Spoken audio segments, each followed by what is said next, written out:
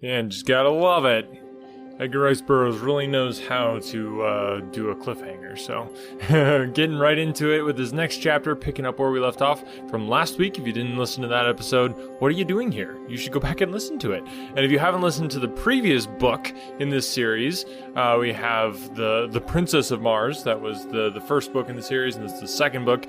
Definitely go listen to that. I will put the links in the show notes to check all of those options out. You can get it for free, so I don't know what you're waiting for. Just go ahead and get it. Get it for free. Or listen to it on the podcast. Or if you want to support the podcast, you can purchase the audiobook, and that goes a great way to support the podcast, which is what I just said. I hope you guys are enjoying it so far.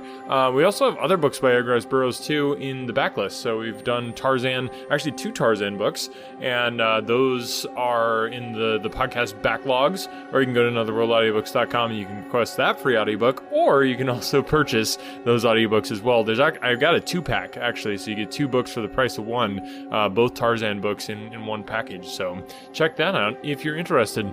Alright, let's get into it. Without further ado, I give you the next chapter of The Gods of Mars. Chapter 4. Thuvia. It was the sound of conflict that aroused me once more to the realities of life.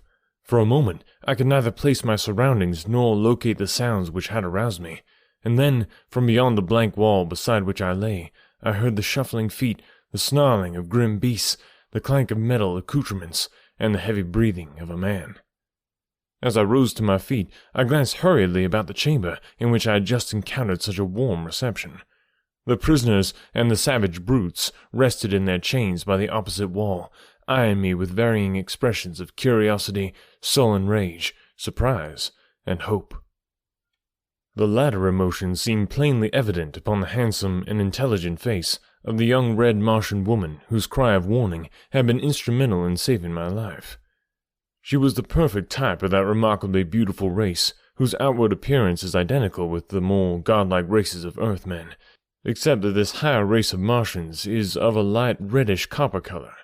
As she was entirely unadorned, I could not even guess her station in life, though it was evident that she was either a prisoner or slave in her present environment. It was several seconds before the sounds upon the opposite side of the partition jolted my slowly returning faculties into a realization of their probable import, and then, of a sudden, I grasped the fact that they were caused by Tars Tarkas in what was evidently a desperate struggle with wild beasts or savage men. With a cry of encouragement, I threw my weight against the secret door, but as well have essayed the downhurling of the cliffs themselves.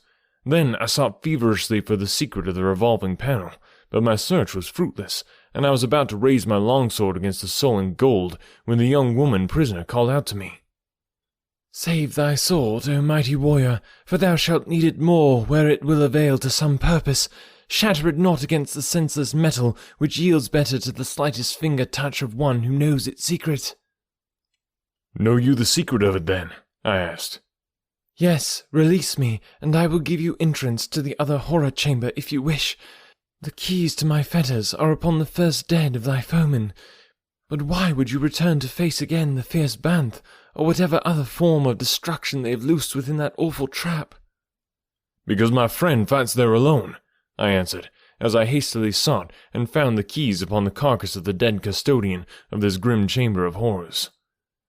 There were many keys upon the oval ring, but the fair Martian maid quickly selected that which sprung the great lock at her waist, and freed, she hurried toward the secret panel. Again she sought out a key upon the ring, this time a slender, needle-like affair, which she inserted in an almost invisible hole in the wall.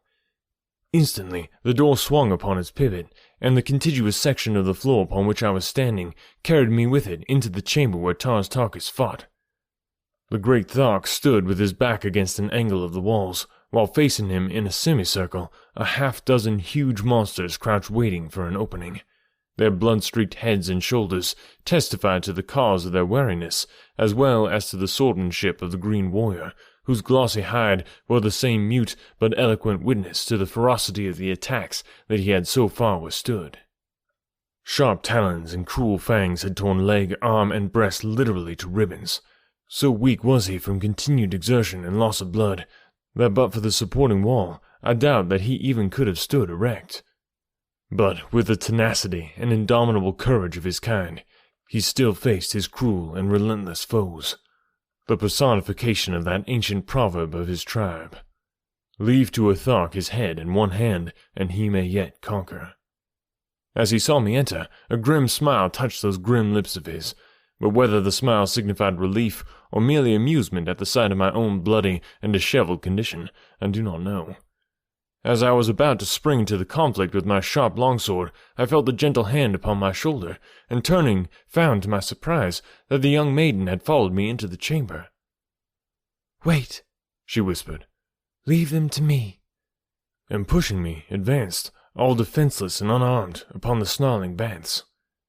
When quite close to them, she spoke a single Martian word in low but peremptory tones. Like lightning, the great beast wheeled upon her, and I looked to see her torn to pieces before I could reach her side. But instead, the creatures slunk to her feet, like puppies that expected a merited whipping. Again she spoke to them, but in tones so low I could not catch the words, and then she started toward the opposite side of the chamber, with the 6 mighty monsters trailing at heel. One by one, she sent them through the secret panel into the room beyond, and when the last had passed from the chamber where we stood in wide-eyed amazement, she turned and smiled at us, and then herself passed through, leaving us alone. For a moment, neither of us spoke. Then Tarkis said, "I heard the fighting beyond the partition through which you passed, but I did not fear for you, John Carter, until I heard the report of a revolver shot.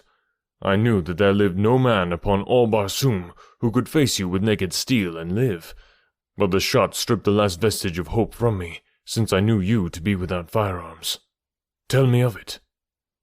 I did as he bade, and then together we sought the secret panel through which I had just entered the apartment, the one at the opposite end of the room from that through which the girl had led her savage companions. To our disappointment, the panel eluded our every effort to negotiate its secret lock. We felt that once beyond it, we might look with some little hope of success for a passage to the outside world. The fact that the prisoners within were securely chained led us to believe that surely there must be an avenue of escape from the terrible creatures which inhabited this unspeakable place. Again and again we turned from one door to another, from the baffling golden panel at one end of the chamber to its mate at the other, equally baffling. When we had about given up all hope, one of the panels turned silently toward us, and the young woman who had led away the bants stood once more beside us. "Who are you?" she asked. "And what your mission that you have the temerity to attempt to escape from the valley door and the death you have chosen?" "I have chosen no death, maiden," I replied. "I am not of Barsoom, nor have I taken yet the voluntary pilgrimage upon the river Is. My friend here is Jeddak of all the Tharks, and though he has not yet expressed a desire to return to the living world, I am taking him with me from the living lie that has lured him to this frightful place. I am of another world. I am John Carter, Prince of the House of Tardos Moors, Jeddak of Helium. Perchance some faint rumor of me may have leaked within the confines of your hellish abode." She smiled. "Yes," she replied. "Naught that passes in the world we have left is unknown here. I have heard of you many years ago. The Therns have ofttimes wondered whither you had flown, since you had neither taken the pilgrimage nor could be found upon the face of Barsoom." "Tell me," I said, "and who be you, and why a prisoner, yet with the power over the ferocious beasts of the place that denotes familiarity and authority beyond that which might be expected of a prisoner or a slave?" "Slave I am," she answered. "For 15 years a slave in this terrible place, and now that they have tired of me and become fearful of the power which my knowledge of their ways has given me, I am but recently condemned to die the death." She shuddered. "What death?" I asked. "The holy Therns eat human flesh," she answered me, "but only that which has died beneath the sucking lips of a plant man, flesh from which the defiling blood of life has been drawn. And to this cruel end I have been condemned. It was to be within a few hours, had your advent not caused an interruption of their plans." "Was it then holy Therns who felt the weight of John Carter's hand?" I asked. "Oh, no. Those whom you laid low are lesser Therns, but of the same cruel and hateful race. The holy Therns abide upon the outer slopes of these grim hills, facing the broad world from which they harvest their victims and their spoils.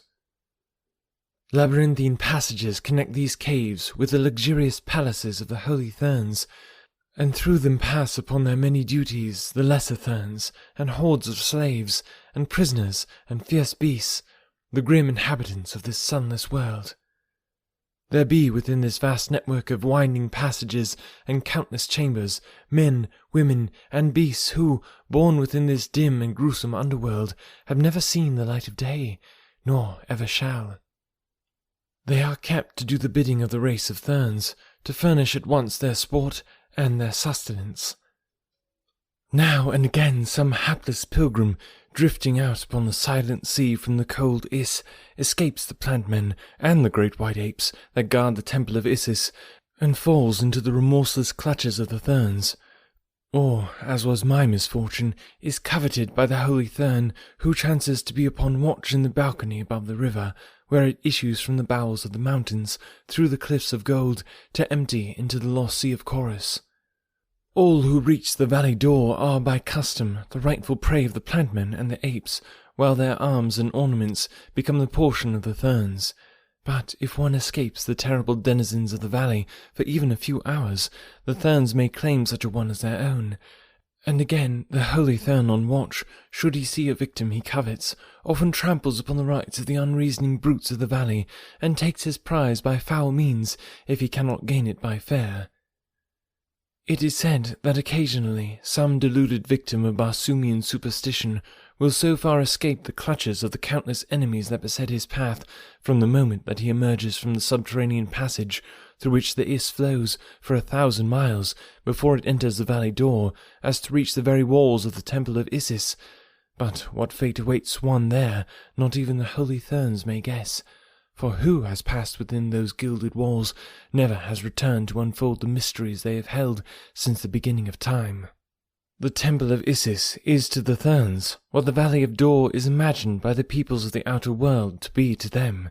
It is the ultimate haven of peace, refuge, and happiness to which they pass after this life, and wherein an eternity of eternities is spent amidst the delights of the flesh which appeal most strongly to this race of mental giants and moral pygmies. The temple of Isis is, I take it, a heaven within a heaven, I said. Let us hope that there it will be meted to the Therns as they have meted it here unto others. Who knows? The girl murmured. The Therns, I judge from what you have said, are no less mortal than we, and yet have I always heard them spoken of with the utmost awe and reverence by the people of Barsoom, as one might speak of the gods themselves. The Therns are mortal, she replied. They die from the same causes as you or I might. Those who do not live their allotted span of life, 1,000 years, when by the authority of custom they may take their way in happiness through the long tunnel that leads to Isis. Those who die before are supposed to spend the balance of their allotted time in the image of a plant-man, and it is for this reason that the plant-men are held sacred by the Therns, since they believe that each of these hideous creatures was formerly a Thern. And should a plant-man die? I asked. Should he die before the expiration of the 1,000 years from the birth of the Thern, whose immortality abides within him, then the soul passes into a great white ape. But should the ape die short of the exact hour that terminates the 1,000 years, the soul is forever lost, and passes for all eternity into the carcass of the slimy and fearsome Scythians, whose wriggling thousands seethe the silent sea beneath the hurtling moons when the sun has gone, and strange shapes walk through the valley door. We sent several holy Therns to the Scythians today, then, said Tarkus, laughing. And so will your death be the more terrible when it comes, said the maiden. And come it will, you cannot escape. One has escaped centuries ago, I reminded her, and what has been done may be done again. It is useless even to try, she answered hopelessly. But try we shall, I cried, and you shall go with us if you wish. To be put to death by my own people, and render my memory a disgrace to my family and my nation. A prince of the house of Tardor's Moors should know better than to suggest such a thing. Tars Tarkas listened in silence, but I could feel his eyes riveted upon me, and I knew that he awaited my answer, as one might listen to the reading of his sentence by the foreman of a jury. What I advised the girl to do would seal our fate as well, since if I bowed to the inevitable decree of age-old superstition, we must all remain and meet our fate in some horrible form within this awful abode of horror and cruelty. We have the right to escape if we can, I answered. Our own moral senses will not be offended if we succeed, for we know that the fabled life of love and peace in the blessed valley of Dor is a rank and wicked deception. We know that the valley is not sacred.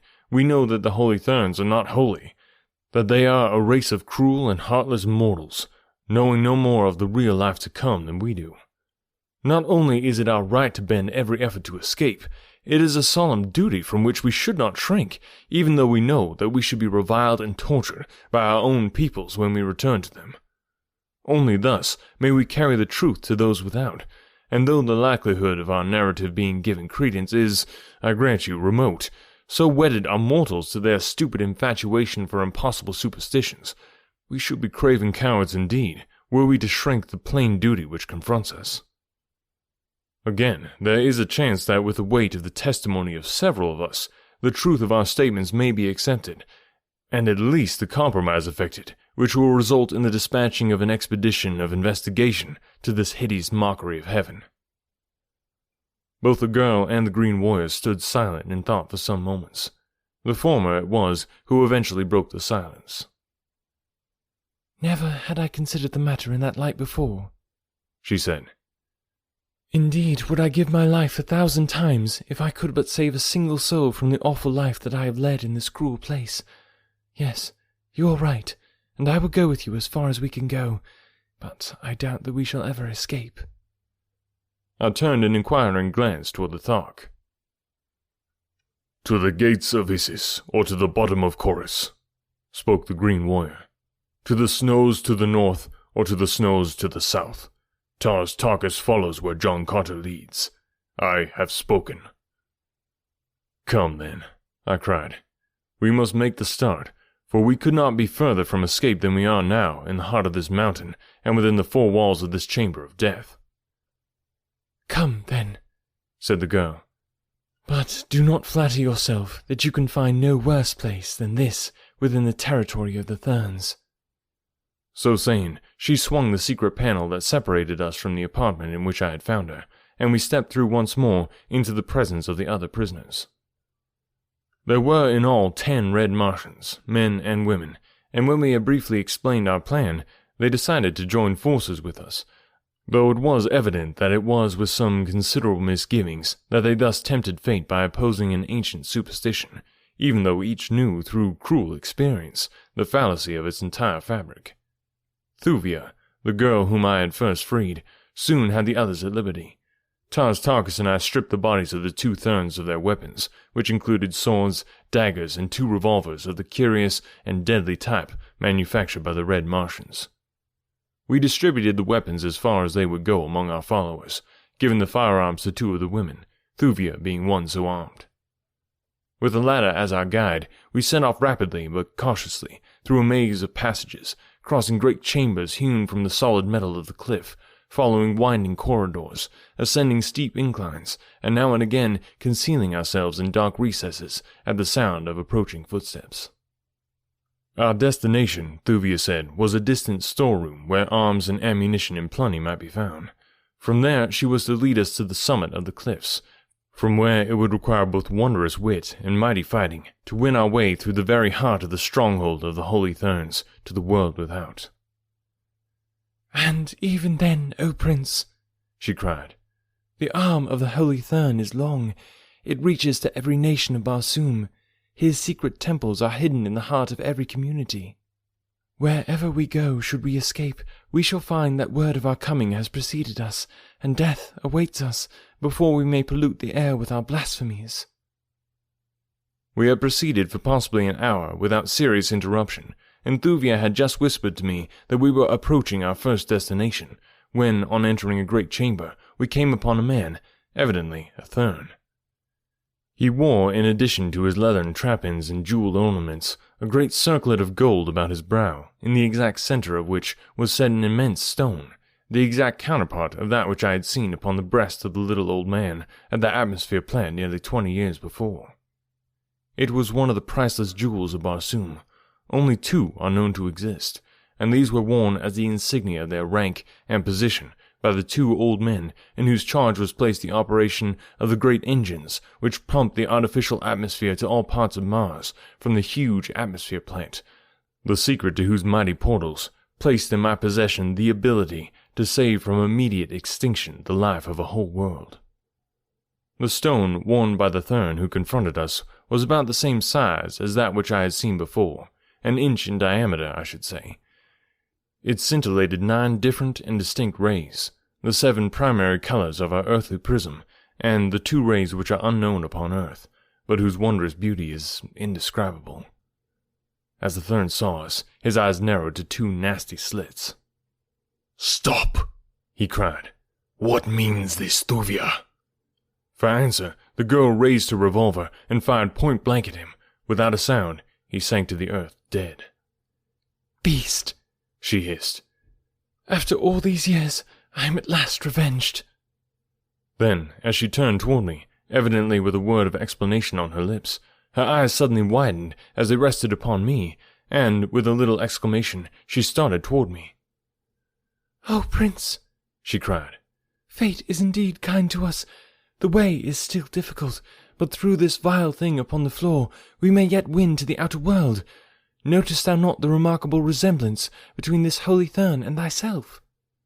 The man was indeed my precise stature, nor were his eyes and features unlike mine, but his hair was a mass of flowing yellow locks, like those of the 2 I had killed, while mine is black and close-cropped. "What of the resemblance?" I asked the girl, Thuvia. "Do you wish me with my black short hair to pose as a yellow-haired priest of this infernal cult?" She smiled, and for answer approached the body of the man she had slain, and kneeling beside it, removed the circlet of gold from the forehead, and then, to my utter amazement, lifted the entire scalp bodily from the corpse's head. Rising, she advanced to my side, and placing the yellow wig over my black hair, crowned me with a golden circlet set with a magnificent gem. "Now, don his harness, Prince," she said, "and you may pass where you will in the realm of the Thurns, for Sator Throg was a holy Thurn of the 10th cycle, and mighty among his kind." As I stooped to the dead man to do her bidding, I noted that not a hair grew upon his head, which was quite as bald as an egg. "They are all thus from birth," explained Thuvia, noting my surprise. "The race from which they sprang were crowned with a luxuriant growth of golden hair, but for many ages the present race has been entirely bald. The wig, however, has come to be a part of their apparel, and so important a part do they consider it, that it is cause for the deepest disgrace were a Thurn to appear in public without it." In another moment, I stood garbed in the habiliments of a holy Thurn. At Thuvia's suggestion, 2 of the released prisoners bore the body of the dead Thurn upon their shoulders with us, as we continued our journey toward the storeroom, which we reached without further mishap. Here, the keys which Thuvia bore from the dead Thurn of the prison vault were the means of giving us immediate entrance to the chamber, and very quickly we were thoroughly outfitted with arms and ammunition. By this time, I was so thoroughly fagged out that I could go no further, so I threw myself upon the floor, bidding Taj Tarkus to do likewise, and cautioning 2 of the released prisoners to keep careful watch. In an instant, I was asleep. Yeah, what did I say about cliffhangers? Always bringing it, that Edgar. That's a name you don't hear very often these days. Anyway, we should bring it back. Bring back the name Edgar. Thanks, guys, for listening. Thanks to our supporters who sponsor the podcast. If you want to become a supporter of the podcast, there's some awesome perks by going through Patreon.